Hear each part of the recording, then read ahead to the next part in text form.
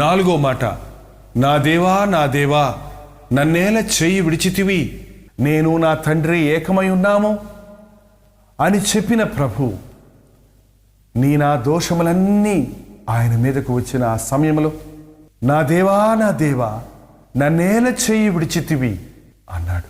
రక్షింపనేరకున్నట్లు ఆయన హస్తములు కురుచ కాలేదు, విననేరకున్నట్లు ఆయన చెవులు మందము కాలేదు. మీ దోషములు మీకును మీ దేవునికిని అడ్డముగా వచ్చినవి అన్నట్లుగా మనందరి దోషములను ప్రభు భరించవలసి వచ్చినప్పుడు, తండ్రి చేత విడువబడిన స్థితిలో ఒంటరిగా మనందరి శిక్షను యేసుక్రీస్తు భరించిన ఆ సమయంలో ఏలీ ఏలీ లామా సబక్తానీ అన్నాడు.